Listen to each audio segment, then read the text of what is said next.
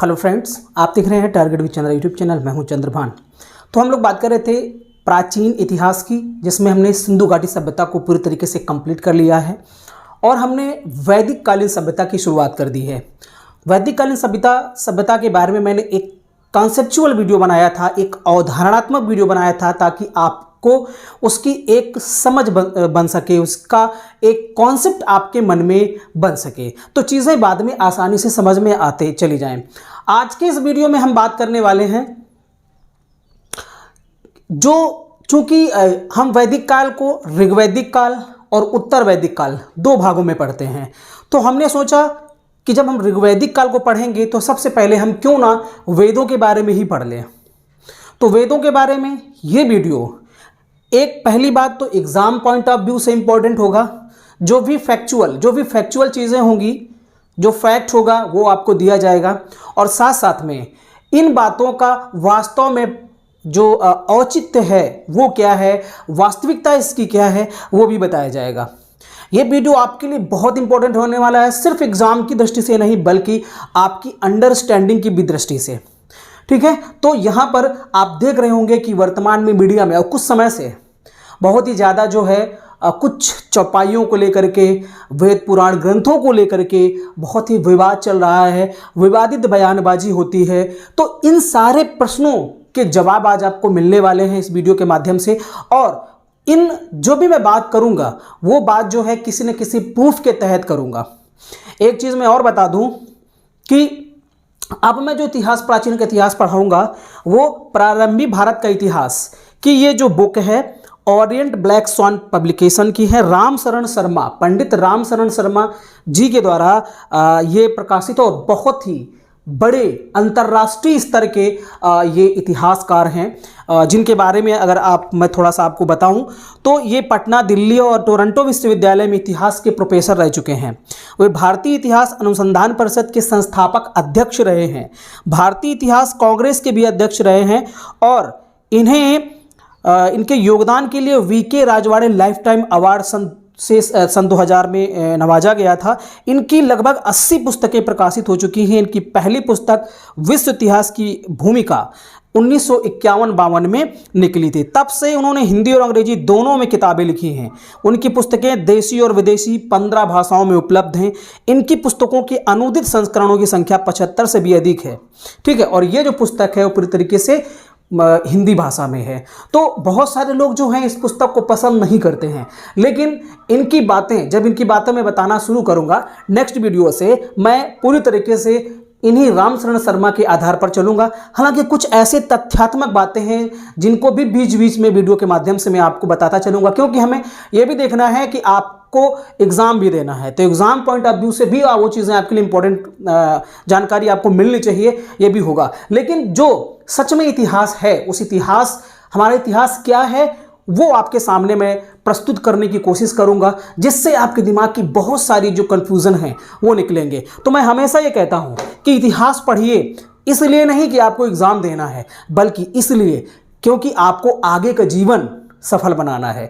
आपको ऐसी जानकारी प्राप्त करनी है ताकि आपको कोई व्यक्ति, कोई नेता आपको बरगला ना सके, आपको बेवकूफ़ ना बना सके। आप इस देश में जो विवादित टिप्पणियां होती रहती हैं उनमें ना फंसें, बल्कि उनका एक उचित जवाब दे सकें। क्योंकि हम एक क्या हैं, हम एक स्टूडेंट हैं, और स्टूडेंट का मतलब क्या है, जिसके अंदर जिज्ञासा है, जो जानने की कोशिश करता है और तथ्यों के आधार पर बात करता है, प्रूफ के आधार पर बात करता है, और किसी भी प्रकार के भेद पर जो है वो बात नहीं करता है, और वाद विवाद जो है उसमें नहीं पड़ता है। चलिए हम बात करेंगे आज कुल मिलाकर के हमने वैदिक साहित्य और जिनको ये जो 4 वेद हैं वैदिक साहित्य के, जिन पर पूरा वैदिक साहित्य आधारित है, ये कह सकते हैं कि आधारशिला है, जिनको संहिता भी बोला जाता है। और पिछले वीडियो में मैंने बताया था कि इनको अपौरुषेय कहा जाता है, नित्य कहा जाता है, शाश्वत कहा जाता है।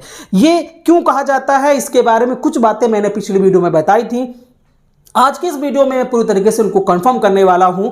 ठीक है, तो आइए शुरू करते हैं। पहले हम तथ्यात्मक बातों पर चर्चा करेंगे, लास्ट में मैं कुछ बिंदु आपके सामने रखूंगा वो तर्कात्मक बातें आपके सामने रखूंगा जिनका जवाब आपको भी देना पड़ेगा। ठीक है, तो सबसे पहले हम ऋग्वेद की बात करते हैं। ऋग्वेद जो है सबसे प्राचीन वेद है, अर्थात सबसे पहले लिखा गया वेद है। अब यहां पर एक सवाल ये उठता है, मैं आपको इंपॉर्टेंट चीज यहां पर बता दूं कि कोई चीज सबसे प्राचीन तब तक रहती है जब तक कि उससे आगे की कोई चीज न खोज ली गई हो। अब आपके मन में सवाल आएगा कि उसके आगे की चीज की बात करें तो अगर हम ऋग्वैदिक सभ्यता की बात करें तो इसका समय बाद में आता है। आप देखेंगे 1000 ईस्वी से 1500 ईस्वी से 1500 ईसा पूर्व से लेकर के 600 ईसा पूर्व तक की बात हम लोग करते हैं यहां पर। ठीक है, लेकिन इसके पहले की अगर हम सभ्यता की बात करें तो हमारी सभ्यता थी सिंधु घाटी सभ्यता, जिसके बारे में लिखित तौर पर कोई स्रोत तो हमें प्राप्त नहीं होते हैं, लेकिन पुरातात्विक स्रोत प्राप्त होते हैं जिनके आधार पर हम उसके बारे में जानकारी प्राप्त करते हैं। लेकिन कोई अगर ऐसा लेख या उसकी लिपि को पढ़ा नहीं गया है, अगर लिपि को पढ़ लिया जाए तो मुझे लगता है कि इनसे भी ज्यादा प्राचीन कुछ जानकारियां हमें मिल सकती हैं। तो कोई चीज सर्वप्रमुख या सबसे प्रधान तब तक रहती है जब तक उससे भी ज्यादा बढ़ करके कोई चीज नहीं खोज ली जाती, या उससे भी पुरानी चीज जो है खोज नहीं ली जाती। खोजी तो गई है लेकिन उस लिपि को पढ़ा नहीं जा सका है, इसलिए ये चीजें जब तक पुरानी है तब तक पुरानी है। तो ऋग्वेद वैसे जितने भी वेद हैं उन सभी वेद में सबसे प्राचीन वेद है, और इसमें जो है स्तुति की गई है मंत्रों के माध्यम से। इसमें कुल मिलाकर के कितने मंडल हैं? 10 मंडल हैं। ठीक है, ये कुछ तथ्य है, डाटा है, इसको आपको याद रखना है। सूक्त कितने हैं? 1028 सूक्त हैं। मंत्र कितने हैं? 10,552 मंत्र हैं। एक चीज मैं और आपको बता दूं कि हो सकता है अलग अलग इतिहासकारों के अनुसार इन मंत्रों में कुछ बहुत अंकों का, कुछ बहुत संख्याओं का हेर फेर भी देखने को मिल जाए, तो इससे आपको परेशान होने की बिल्कुल भी जरूरत नहीं है। ठीक है, एग्जामिनर जो है इस तरीके के प्रश्न, जटिल प्रश्न करता भी नहीं है। ज्यादा से ज्यादा पूछेगा तो जो ये डाटा जो मैंने बताया है, यहां पर कई बार चेंजमेंट आपको देखने को मिल सकता है मंत्रों में, लेकिन मंडल कितने हैं? टोटल 10 हैं।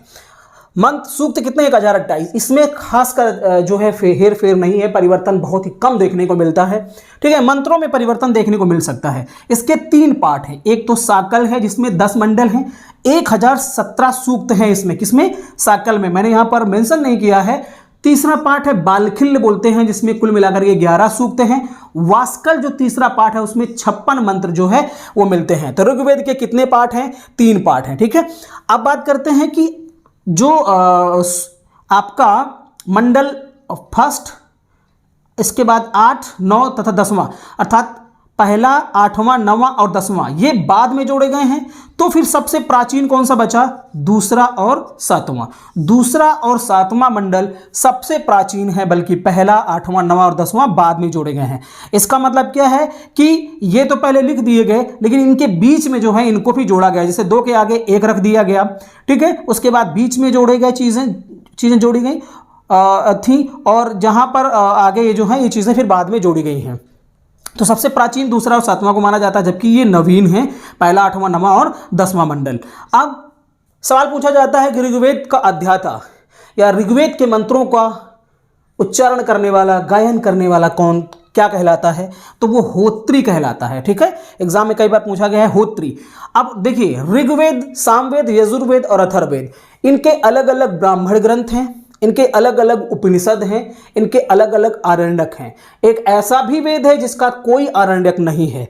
कौन सा है वो? अथर्ववेद है, इसका कोई आरण्यक नहीं है। मैंने पिछले वीडियो में भी बात कर ली थी, आरण्यक का मतलब जब किसी विषय को लेकर के गहन चिंतन जंगलों में जाकर के किया गया हो वो और लिखा गया हो, उनको आरण्यक बोलते हैं।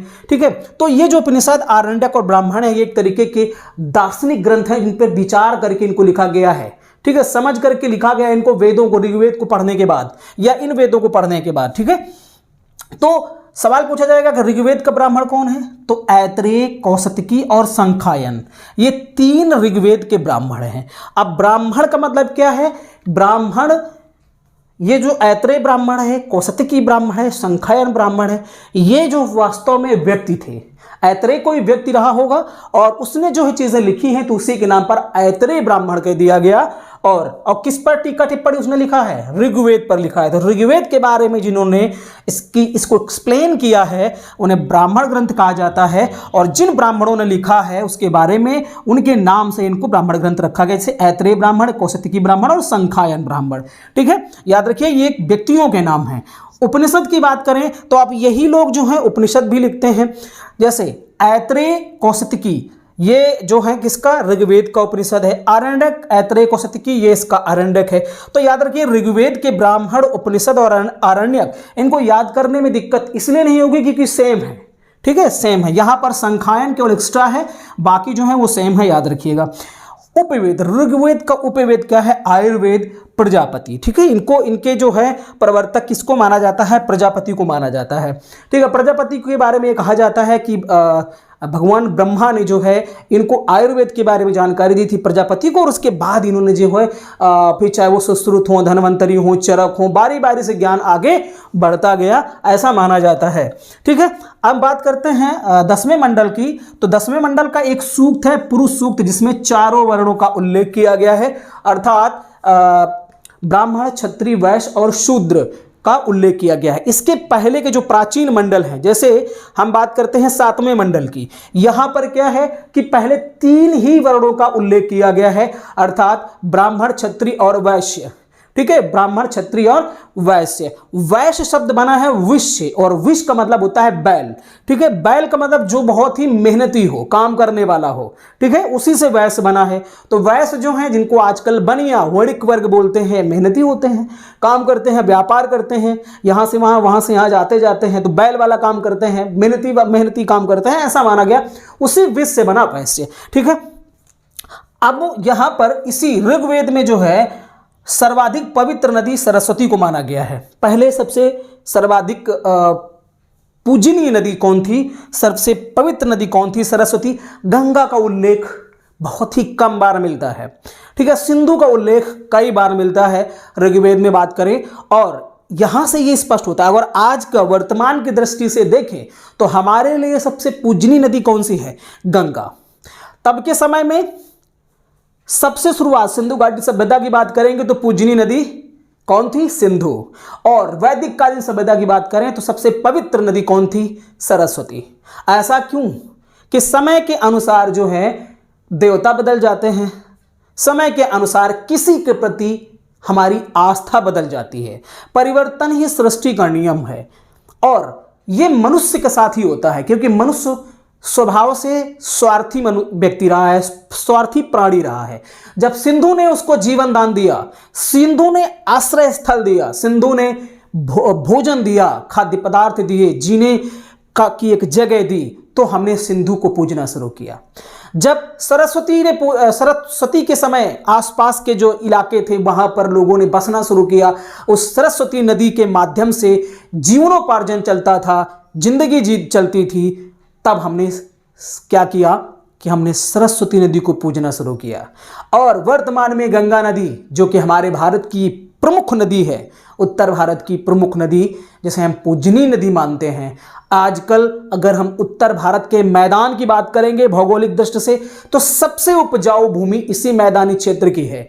हिमालय, अर्थात हम जहां से ये गंगा नदी निकलती है उत्तराखंड से लेकर के, हम जहां ये आकर के मिलती है बांग्लादेश में आकर के, इस पूरे इलाके को हम मैदानी क्षेत्र में, और भी नदियां हैं, जैसे ब्रह्मपुत्र की बात करें असम, तो हम अगर मैदानी क्षेत्र की बात करें तो ये आपका उत्तराखंड से लेकर के ऐसे पूरा हरियाणा, पंजाब, उत्तर प्रदेश, बिहार और ऐसे असम तक ये मैदानी क्षेत्र है, जहां की भूमि जलोढ़ भूमि कहलाती है। और जलोढ़ भूमि कौन सी भूमि होती है? जो नदियों के द्वारा बहाई गई मिट्टी होती है, उसी को हम जलोढ़ भूमि बोलते हैं, या जिसे हम खादर भी बोलते हैं, और ये सबसे उपजाऊ भूमि होती है। तो जब हमारी इस उत्तर भारत के क्षेत्र में गंगा नदी ने उपजाऊ भूमि हमें दी, गंगा यमुना के दोआब ने हमें उपजाऊ भूमि दी, तो हमने गंगा को महत्व दिया, और आज हमारे देश की सबसे पवित्र नदी और राष्ट्रीय नदी गंगा है। तो मनुष्य के लिए जो फायदा देगा वही उसके लिए भगवान है।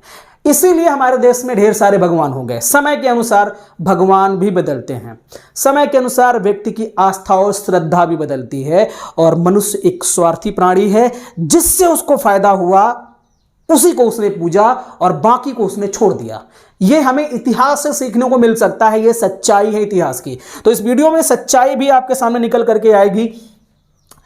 इंद्र का वर्णन 250 बार मिलता है, अर्थात ऋग्वेद में सबसे महत्व का देवता कौन था? इंद्र। हालांकि जैसे एग्जाम में पूछा जाए आपसे कि सबसे अधिक बार वर्णन किसका मिलता है, तो सबसे अधिक बार वर्णन ओवरऑल जो है पिता शब्द का मिलता है। लेकिन अगर सवाल किया जाए कि देवताओं में सबसे सर्वाधिक बार वर्णन किसका है, तो देवताओं में सर्वाधिक बार वर्णन इंद्र का है, जिसे पुरंदर कहा गया है, जिसे गढ़ों को तोड़ने वाला कहा गया है। और ये वही इंद्र हैं जिसने सिंधु घाटी सभ्यता का पतन किया होगा, ऐसा कहा जाता है, माना जाता है, क्योंकि पुरों को तोड़ने वाला, नगरों को तोड़ने वाला पुरंदर इंद्र है। तो फिर सिंधु घाटी सभ्यता को तोड़ने वाला यही वैदिक सभ्यता का कोई व्यक्ति हो सकता है, जिसे आर्य लोगों ने देवता के रूप में पूजा, ऐसा मान सकते हैं। ठीक है, तो इंद्र इस समय का सबसे प्रमुख देवता था। और दूसरे नंबर का सर्वश्रेष्ठ देवता था अग्नि, जिसका वर्णन 200 बार मिलता है।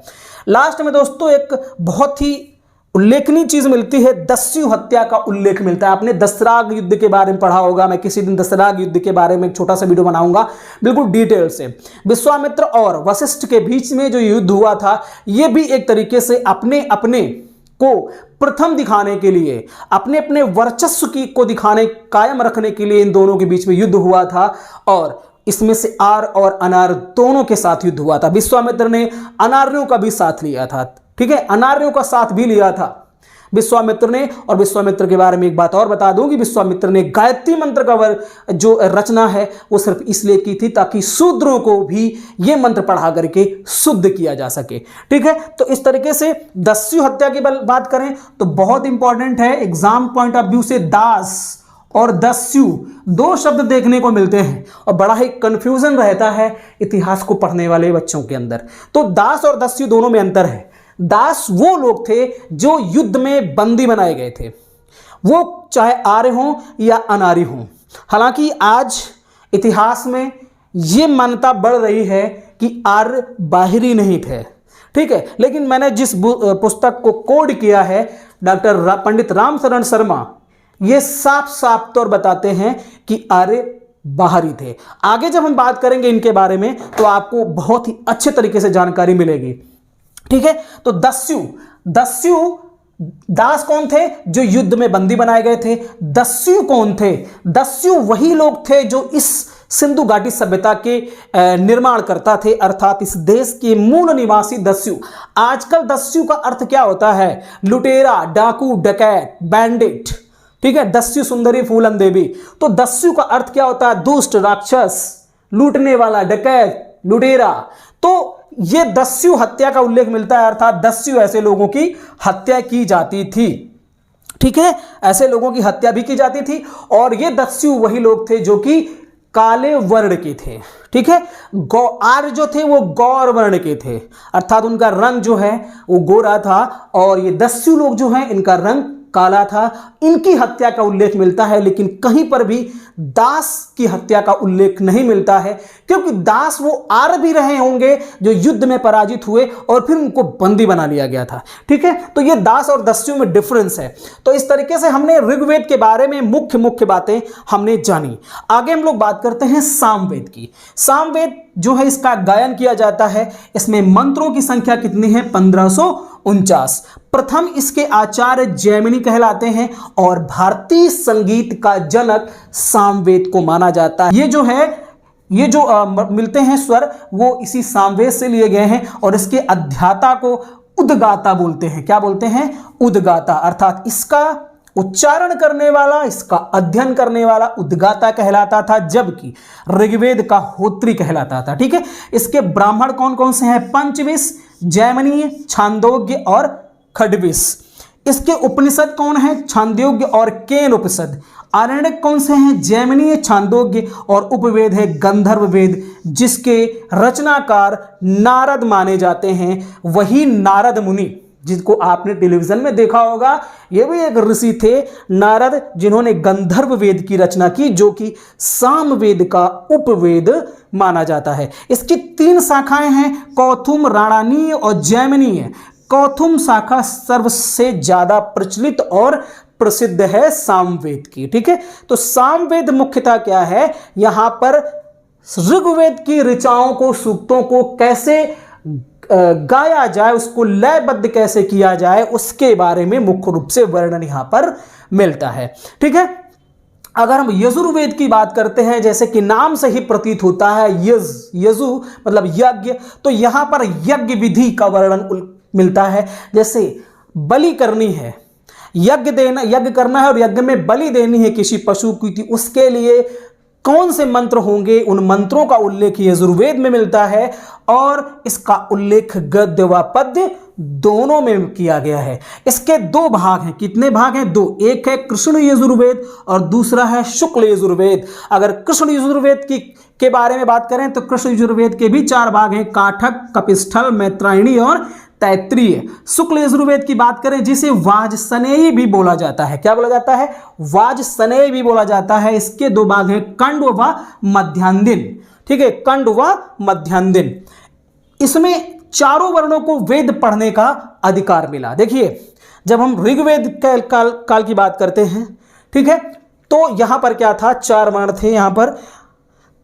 इस समय भी पढ़ने का था अधिकार, यहां भी देखने को मिलता है। लेकिन जैसे जैसे हम उत्तर वैदिक काल की तरफ जाते हैं तो ये जो वर्ण थे, चारों वर्ण, उनमें से सिर्फ क्षत्रिय, ब्राह्मण, वैश्य को पढ़ने का अधिकार था। शूद्रों और महिलाओं को शिक्षा से वंचित कर दिया जाता है।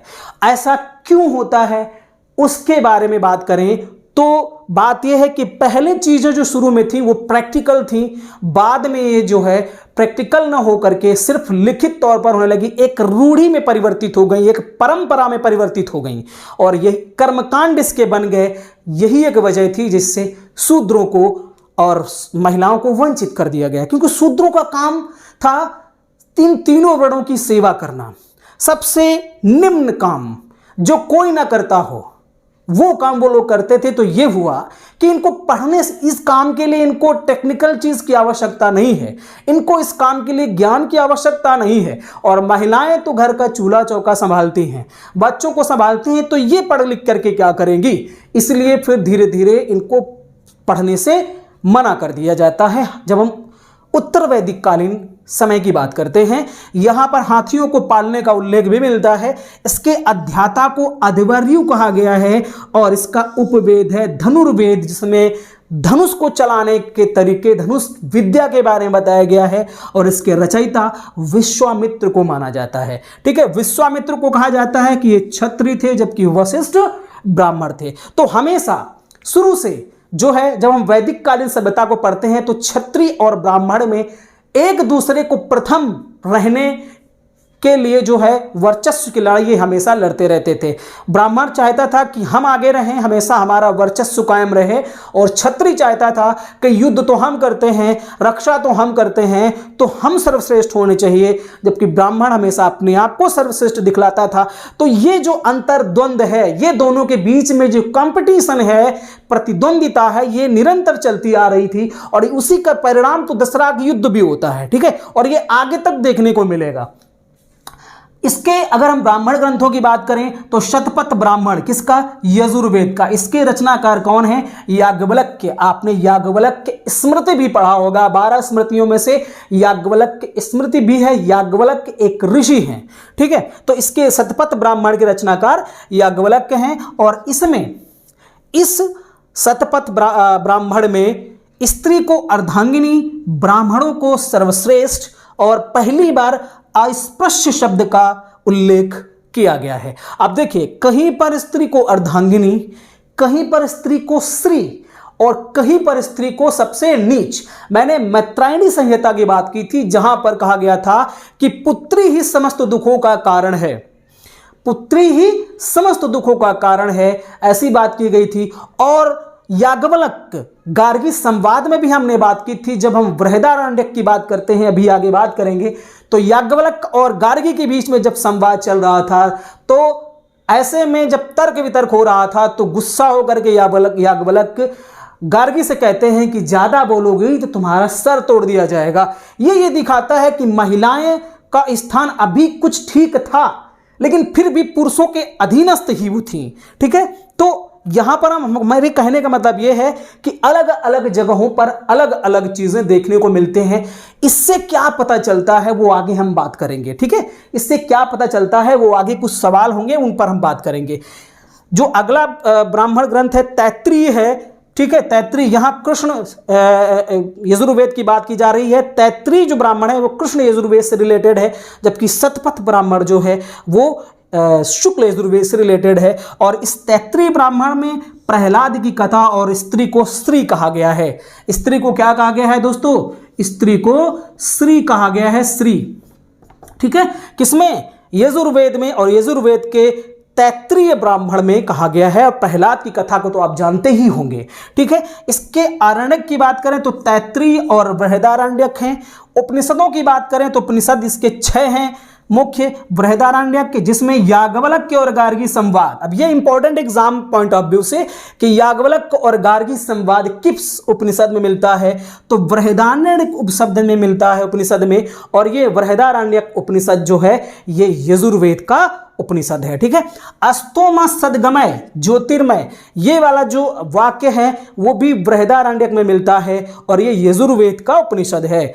इसी उपनिषद में अजातशत्रु काशी का शासक है, इसका भी उल्लेख मिलता है। तो दोस्तों यहां अजातशत्रु के बारे में बात करें तो इसका समय जो है समथिंग 493 ईसा पूर्व है। तो हम ये कह सकते हैं कि यजुर्वेद की रचना 493 ईसा पूर्व के आसपास हुई होगी। 150 साल आगे पीछे हम कर सकते हैं, तो ये हम समय इसका दे सकते हैं। और आपको ज्ञात है कि अजातशत्रु जो है पहले तो आजीवक संप्रदाय का ये मानने वाला था, लेकिन बाद में महात्मा बुद्ध के संपर्क में आने पर यह बौद्धिस्ट हो जाता है, ठीक है।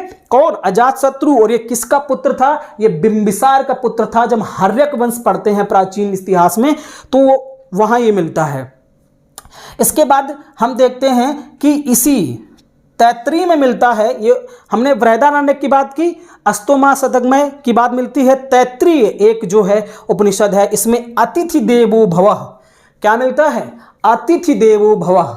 लेकिन कहीं पर भी, और आजकल, और अगर और थोड़ा सा पहले के समय में जाएं, अब तो काफी वर्तमान में फिर भी सुधार है, पहले कभी देखने को मिलता था अतिथि देवो भव शब्द तो हमारे वेदों में लिखा है, लेकिन कभी भी अछूत को, शूद्र को अपने घर में क्या, अपने घर के बाहर खड़े रहने भी नहीं दिया जाता था। तो अतिथि कौन लोग होते थे? अतिथि भी वही होते होंगे जो उच्च कुल के लोग होते होंगे, क्योंकि एक अस्पृश्य तो कभी अतिथि हो ही नहीं सकता है ना। यहां वेद में लिखा गया है अतिथि देवो भवः, कहीं पर लिखा मिलता है कि अस्पृश्य देवो भवः, ठीक है। या कहीं पर अछूत देवो भवः लिखा मिलता है, नहीं, अतिथि देवो भवः लिखा मिलता है। तो वेद पूरी तरीके से गलत नहीं है, लेकिन वेदों को समझने वाले गलत हैं, ठीक है। पूरे वेद गलत नहीं है, कुछ बहुत सारी कमियां जिनके बारे में हम लोग बात करेंगे आगे चल करके। मैत्राणी है और एक उपनिषद है कठोपनिषद, जिसमें यम और नचिकेता का संवाद मिलता है। ये इंपॉर्टेंट है, इसको याद रखिए। श्वेतासुर और लास्ट वाला जो उपनिषद है वो ईशोपनिषद है, किसका? यजुर्वेद का। अथर्ववेद की बात करते हैं, ये तंत्र मंत्र से रिलेटेड है, जादू टोना से रिलेटेड है, और ये अथर्वा ऋषि के नाम पर इसका नाम पड़ा। इसमें 20 अध्याय हैं, 730 सूक्तियां हैं, 6000 मंत्र हैं। इसकी 2 शाखाएं हैं, एक है पिप्पलाद जो सबसे ज्यादा मान्यता इसको दी गई है, और एक दूसरा है शौनक। इसके उच्चारण करने वाले को अध्याता को ब्रह्म बोलते हैं। फिर एक बार रिपीट किए जा रहा हूं, ऋग्वेद वाक्य के अध्याता को होत्री, सामवेद के अध्याता को यहां पर बोलते हैं उद्गाता, यजुर्वेद के अध्याता को बोलते हैं अध्वर्यु, और अथर्ववेद के अध्याता को ब्रह्म बोलते हैं। ब्राह्मण ग्रंथ गोपथ, इसका इंपॉर्टेंट है। यहां पर हमने यजुर्वेद में देखा शतपथ, यहां पर हमने देखा गोपथ, ठीक है। क्या देखा? गोपथ। यहां पर मानधाता की कथा का उल्लेख है। ये मानधाता की कथा आप गूगल सर्च कर लीजिए तो आपको पता चल जाएगा कि मानधाता की कथा क्या है। मैं उसका यहां पर पूरी तरीके से वर्णन करने वाला नहीं हूं। मानधाता जो है, एक बार मानधाता जो है, इनके पिता एक बार यज्ञ कर रहे थे, और यज्ञ करते समय पुत्र उत्पन्न हेतु यज्ञ चल रहा था, और उस समय थके थके आते हैं इनके पिता और वो जल पी लेते हैं, तो इनके पिता को ही गर्भ धारण हो जाता है। और ऐसे में बाद में इंद्र कहते हैं कि चूंकि ये स्तनपान नहीं करा सकते थे इनके पिता, तो फिर ऐसे में अंगूठा चुसवा करके इंद्र भगवान ने क्या किया था कि मानधाता का पालन पोषण किया था। ठीक है, और ये मानधाता आगे चल करके बहुत बड़े एक विद्वान और बहुत ही बहादुर व्यक्ति बनते हैं, जिन्होंने रावण को भी पराजित किया था और भगवान विष्णु ने इनको ज्ञान दिया था। ऐसा आपको देखने को मिल जाएगा। यही है मानधाता की कहानी। ठीक है, कई जो आपको कथा सुनाने वाले लोग हैं वो भी बता सकते हैं। तो ये गोपथ ब्राह्मण में है। उपनिषदों की बात करें तो मुंडकोपनिषद में सत्यमेव जयते शब्द का उल्लेख मिलता है। किसमें? मुंडकोपनिषद। तो मुंडकोपनिषद से ही, जो कि अथर्ववेद का उपनिषद है, वहीं से सत्यमेव जयते लिया गया है। और अगला मांडुक्योपनिषद है और प्रश्नोपनिषद है। प्रश्नोपनिषद, तो 1 2 3 उपनिषद हैं किसके? अथर्ववेद के। कोई आरण्यक नहीं है, याद रखिए। किस वेद का कोई आरण्यक नहीं है? तो अथर्ववेद का कोई आरण्यक नहीं है। उपवेद क्या है? शिल्पवेद। शिल्पवेद का मतलब जो कलाकारी करने वाले हैं, जो निर्माण करने वाले हैं, सृजन करने वाले हैं। तो सृजन के बारे में, निर्माण के बारे में यहां पर दिया गया है, कंस्ट्रक्शन के बारे में दिया गया है, जिसके रचयिता विश्वकर्मा, भगवान विश्वकर्मा माने जाते हैं। राजा परीक्षित का उल्लेख मिलता है, जो कि किसके पुत्र थे? ये वही पांडवों के आगे के वंशज है, राजा परीक्षित। यज्ञ की तुलना टूटी हुई नाव से कहां पर की गई है? अथर्ववेद में की गई, जिसका अर्थ क्या है कि यज्ञ के महत्व को कम किया जा रहा है। यज्ञ क्या है? एक टूटी हुई नाव है, जिससे हम भव से सागर पार नहीं हो सकते हैं। ठीक है, वैशाली व अयोध्या का उल्लेख मिलता है कहां पर? अथर्ववेद में। ठीक है, अब आपके ये वाला वाक्य पढ़ करके आपके दिमाग में आ रहा होगा कि कहीं पर यहां यज्ञ के महत्व दिया गया होगा, कहीं पर यज्ञ के बारे में बुराई की जा रही है। ऐसा क्यों? ऐसा इसलिए दोस्तों, क्योंकि ये जो वेद हैं वो चरणबद्ध तरीके से लिखे गए हैं और अलग अलग व्यक्तियों के द्वारा लिखे गए हैं। तो अपने अपने मत जो हैं वो जोड़े गए हैं, जिससे पता चल जाता है कि ये किस समय में लिखा गया, किसने लिखा। ठीक है, मगध तथा अंग क्षेत्र में रोग फैलने की कामना कहां की गई है? अथर्ववेद में की गई है। और दोस्तों, जैसे मैंने बताया, अजातशत्रु मगध का शासक हुआ करता था और ये बौद्धिस्ट बन गया था। तो अब ऐसे में चूंकि बौद्धिस्ट हो गया और प्रबल विरोधी, अगर हम बात करें वैदिक सभ्यता का प्रबल विरोधी कौन था? बौद्ध धर्म था। तो ऐसे में जो है यहां पर यह कामना की गई है कि मगध और जो अंग है यहां रोग फैल जाएं, सारे लोग मर जाएं, तो अपने आप जो है ये लोग समाप्त हो जाएंगे, तो हमारा विरोध नहीं कर पाएंगे। लोहे को कृष्ण आयस कहा गया है, कहां? अथर्ववेद में। काशी का प्राचीनतम उल्लेख कहां पर मिलता है? अथर्ववेद में मिलता है। सभा व समिति को प्रजापति की 2 पुत्रियां कहा गया है। ठीक है, सभा और समिति क्या है? मतलब किसी भी विवाद को निपटाना है तो ये सभा और समितियों का आयोजन किया जाता था। और प्रजापति जो कि ब्रह्मा के पुत्र माने जाते हैं, उनकी ये 2 पुत्रियां मानी गई हैं, सभा और समिति। तो ये कुछ तथ्यात्मक बातें हमने की, किसके बारे में? वैदिक साहित्य के बारे में। अब कुछ सवाल हैं जो मैंने नोट करके रखे हुए हैं, वो सवाल आपको बताने हैं, बहुत इंपॉर्टेंट है। सबसे पहली बात, वेद जो हैं कई चरणों में लिखे गए। आपने देखा कि अलग अलग समय में अलग अलग वेदों में अलग अलग बातें देखने को मिलती हैं। कहीं पर किसी के बारे में अच्छाई की बात की गई है, कहीं पर बुराई की गई है। इससे ये पता चलता है कि अलग अलग चरणों में लिखा गया है। किसी मंत्र में हो सकता है 100 200 साल का फर्क रहा हो दूसरा मंत्र लिखने में, ऐसा भी है। एक परंपरा के अनुसार ये वेदों के मंत्र लिखे गए हैं।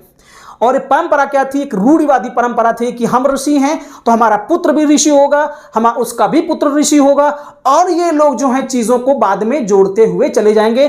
हमसे जो मौखिक तरीके से ज्ञान मिला हमारे पुत्र को, उसने अपने पुत्र को मौखिक ज्ञान दिया। हालांकि विचारों में परिवर्तन देखने को मिलता है सामाजिक संरचना के आधार पर, सामाजिक व्यवहार के आधार पर, और उसी तरीके से मंत्र आगे जुड़ते हुए चले जाते हैं। तो चरणबद्ध तरीके से ये लिखा गया, इसी वजह से फर्क देखने को मिलता है।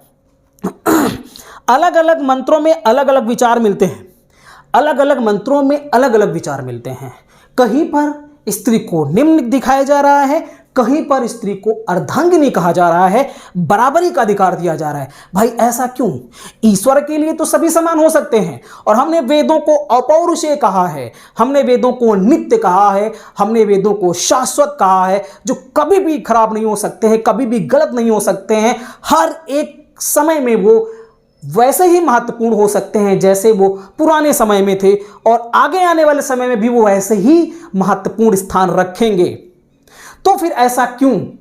जब ये अपौरुषेय हैं, ईश्वर के द्वारा लिखित हैं, तो फिर क्या ईश्वर के विचार अलग अलग हो सकते हैं? आप विचार करिएगा, ऐसा तो बिल्कुल नहीं हो सकता है। ठीक है, वेद लिखने के समय के सामाजिक वातावरण का प्रभाव मंत्रों व सूक्तियों में देखने को मिलता है।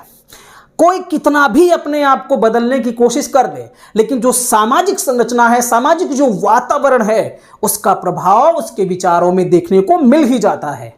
और ये विचार जो है उसके लेखन शैली में भी दिखने लगता है। आप जिस क्षेत्र, जिस वातावरण में रहते होंगे, कहीं ना कहीं वहां के विचार आपके ऊपर हावी जरूर रहते होंगे।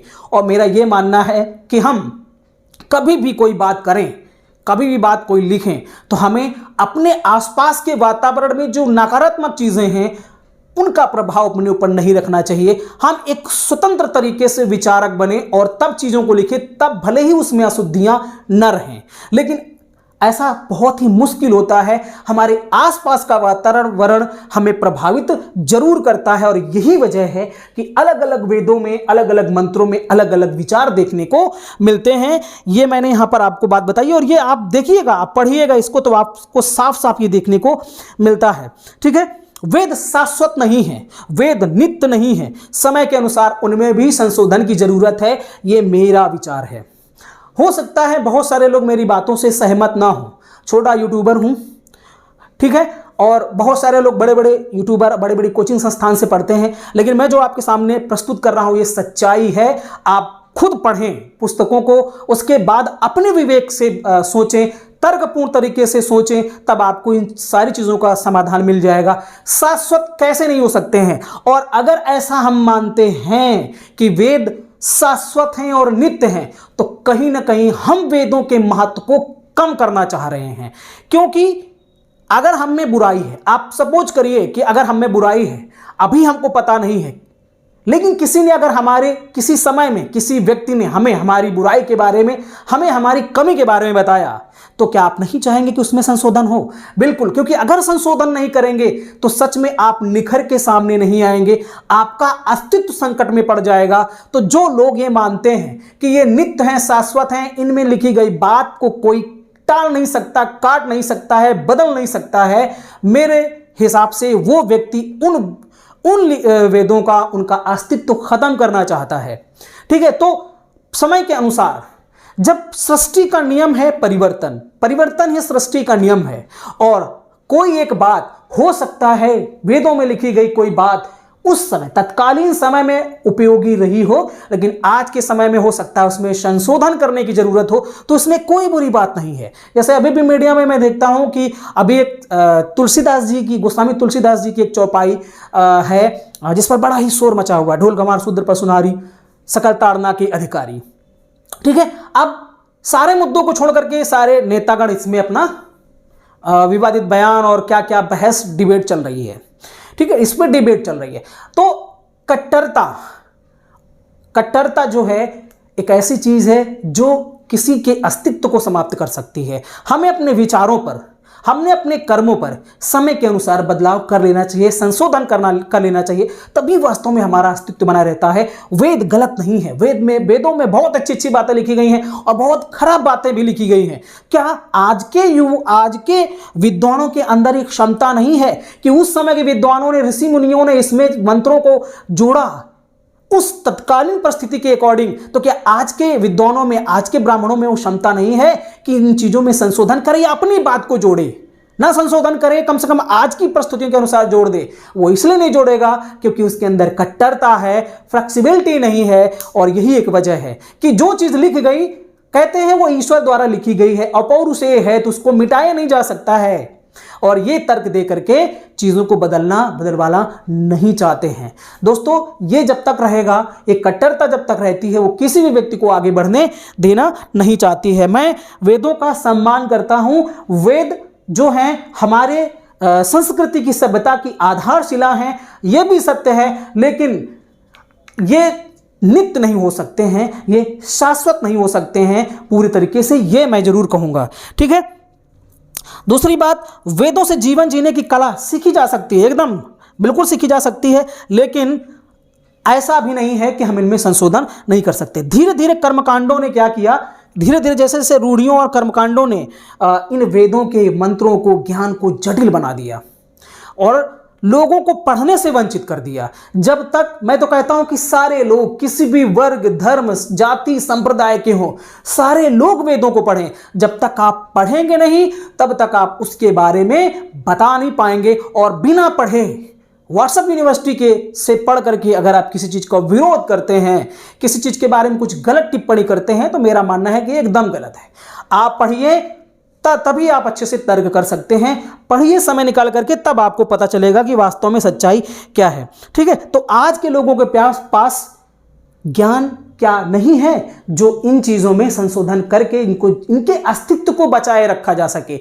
जब हम पढ़ते हैं धार्मिक सुधार आंदोलनों के समय की बात, जब हम राजा राम मोहन राय को पढ़ते हैं, जब दयानंद सरस्वती को पढ़ते हैं, महर्षि दयानंद सरस्वती जिन्होंने कहा था वेदों की ओर लौटो, और वेदों के अस्तित्व को बचाने की उन्होंने कोशिश की थी। वो भी एक प्रकांड पंडित विद्वान ब्राह्मण थे और उनको पता था कि समय के अकॉर्डिंग इनमें संशोधन हो जाना चाहिए। ठीक है, तो वेद गलत नहीं है।